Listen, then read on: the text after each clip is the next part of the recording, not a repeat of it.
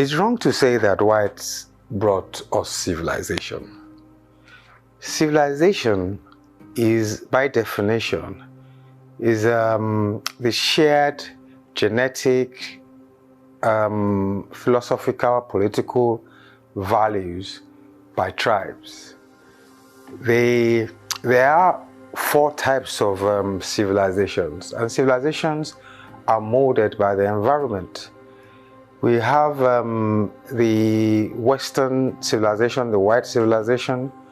We have the Arabic, the Afro-Asiatic civilization. We have the Asiatic civilization, and we have the original African civilization. The original African civilization is the oldest civilization. And this goes back, it's based on Ifa, the 16-sector African information retrieval system. As we say, civilizations are molded by the environment. And especially in our own case, over tens of thousands of years, we observed the natural laws which we recorded in that 16-sector information retrieval system, which Yorubas call Ifa, Igbos call Afa, Igalas call Fa, Edo call it Iha, those in the Delta call it Efa. And this is how it was. Now, the original African civilization is the oldest by the virtue of the fact that after following hundreds of years where the colonists shrouded the indigenous African ancestry, we have now had DNA results, especially the one from Harvard Medical School, the Simon's Diversity Project, Malik 2016, which shows that Yorubas were the first to diverge from the hunter-gatherers, the San. This was 87,000 years ago. And over that period, we observed our environment, the natural laws, and we put everything in Ifa. What Ifa is about is that we have this philosophical or cyclical, spiritual cyclical essences, which we call Orisha. Each one has its specific essence. And from the beginning, you realize that Ifa tells the story of the origin of humanity, of the origin of the universe. In Ifa, Orunmila, which is the sun, is called Eleri-Ipe, and it's from the sun that all planets and all Orishas diverged. So we built this philosophy, which is quite different from all other civilizations. From about 700 BC, we realize what we call the Axial Age, where all the other civilizations, the whites, when they came out from the Central Asian caves, took Ifa. The Christians and the Muslims, the Abrahamic civilization, derived everything from Egypt, which was an indigenous African civilization. The Buddhists in China and India, they took the Ifa civilization, which they wrote into Rig Veda. And that was how we all grew. But the difference in those civilizations, especially the African civilization, indigenous African civilization, that is based on the binary complementarity philosophy, which believes that negative and positive are the same. They're in the same side of a coin. In every human being, there's evil and there's good.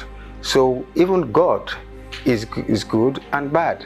So indigenous Africans do not separate God from Satan. And this is why we all work together, because we believe that what we call TBTRA, we believe that even when we come together as a compromise or hybridity, it makes us stronger. Now, unfortunately, when the Europeans, who come from an environment of scarcity, they started waging wars.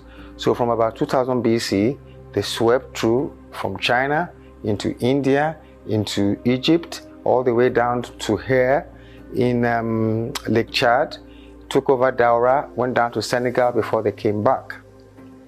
Now, that continued, and when the European eventually got their freedom from these aspirations in 1276 with the use of guns, they came down into Africa from about 1415 and took over. When they came over, they saw the sugar cane, which they now, in moving down to America, they planted and tried to enslave us to plant it because they couldn't plant. The sugar cane fields had mosquitoes and insects which caused malaria and killed them within 6 months. So they needed the black people who had the sickle cell gene to fight malaria and survived better. After some time, the amount of slaves being taken to America began to overwhelm the whites there. And then we had the Haiti Revolution.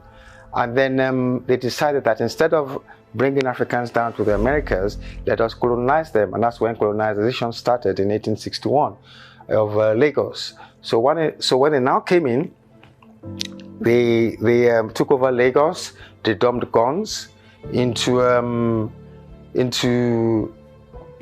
Yoruba land. One thing they did was that they, like Ibadan, they armed them. They caused the wars. In 1861, the Ogunjaye, the war in Ajayi, and then Kiriji. And most importantly, there was an attack on our culture, on our civilization. First of all, what they did was they created what we call the Yoruba and Igbo Bible. One man who wrote the Yoruba Bible is also who wrote the Igbo dictionary, who is Bishop Ajayi Crowther. But it is what we call Yoruba and Igbo today were not so close. How could one man do it? They were close, but what they now did was that they used different laws to write Yoruba and different laws to write Igbo. So we now have in Yoruba, when you have O like Oka, in Igbo, Oka is now, is now pronounced, or I'm now written as AW. So in Yoruba, where you have O, in Igbo they write AW, and that's how they made all those languages different. We naturally speak a same continuum of language that spreads from Yoruba all the way down to South Africa. So on doing that, they came with the Bible and they made sure that everybody speaks those dialects. They took the Oyo dialect and made it a Yoruba. They took the Onisha dialect and made it the Yoruba. So they now created different ethnic groups who originally, all of them were under Oni of Ife, who was the source of that civilization in Ife. We all came from that area. Then the next thing they did when they came in was they cut off the northern point of the indigenous African civilization, which they call the Middle Belt, and added it to the north. So we now have a north that starts right from Ondo State, from the borders of Ondo State upwards, where now 3/4 of a country is now called north, where we now have 1/4 called south. This created a situation where the indigenous African population were now disenfranchised. There was no balance, because normally, if we look at it geographically equidistant, the center of Nigeria, where the north should start, is from Abuja upwards, while the south starts from Abuja downwards. If you look at it from a civilizational point, it should be South Kaduna, because that is where the indigenous African civilization reaches. But they modeled that up. Now, when they were going to return power, they did not return power to the cultural custodians from whom they had taken power. They had trained a special set of people who were supposed to act as their neo-colonial guards. They were taught to have the same apathy that the colonists had, and the same exploitation mode that the colonists had on the people. So when we got this independence, the same structures that were used to exploit us continued. So now from 1960, we realized that as we go, things get worse. Now, the good thing, during that independence struggle, was that throughout the war, there was what they call the Keynesian theory. And that is where United States and the rest of Europe, all those houses, those neat rows of houses that you see in London and America, they were all built in the 50s. The government came out and took massive public works to uplift the people. It's the largest generational transfer of wealth in the last 100 years. People like Awolowo tried to do it, but we had coups. From the mid-60s, we had coups up to the 70s. Then you now had IMF and the World Bank, who now pushed the neoliberal economic theories, pushed away the welfarism of Awolowo and Afenifere, and brought a new colonial policy, which more or less re-enslaved black people. It was to take off all the subsidies. When it started in 1978, it was like education was no longer to be subsidized. Our currency was not to be subsidized. In short, the government had owed the people nothing. There was no social contract, and this was how it continued. Now we've got to a point where we realize that the political system, our judicial system, and all the systems have collapsed. So where do we go from here?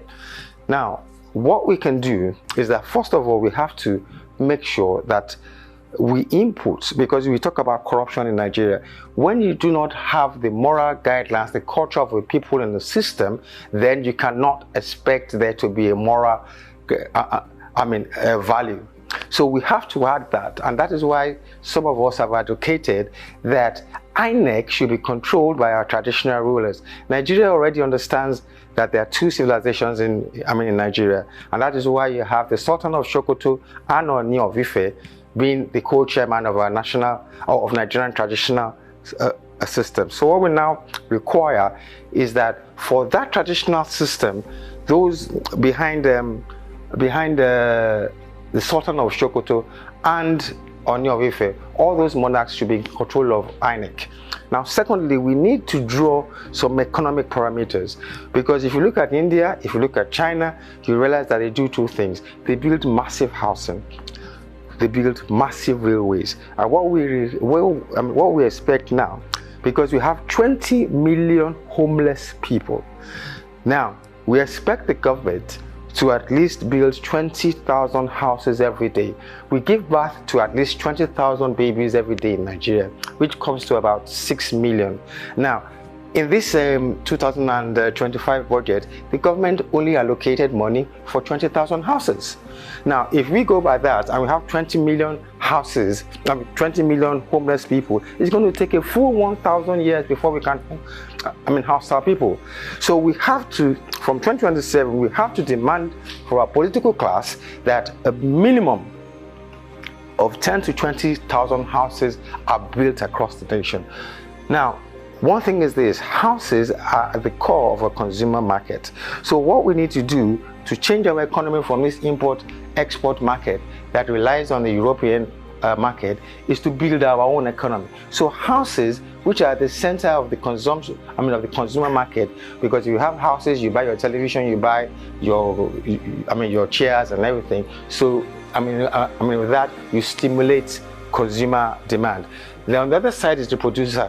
Now, what we need for the producer is, for the production sector, is the building of railways, at least 10 kilometers of railway every day, where at the end of the day, we're going to have a railway line or railway station in every local government, and every 774 local governments. Railways are the source of industrialization, because it's from there. Because if you have railways, for example, some people will say agriculture, but you see, agriculture already as it is does not pay good wages, and that's why we have poverty. We have 30% of Nigerians working in agriculture, and they're being paid 1,000, 2,000 a day. We need to increase those wages, and the only way we're going to increase those wages is to increase the value of our agriculture. Right now, we have 20. Right now, we have at least 40% of our agricultural output go to wastage. If we have railways, that will not happen, because railways will provide the freezing, will provide the storage and the haulage. That is just one point. Generally, railways will affect every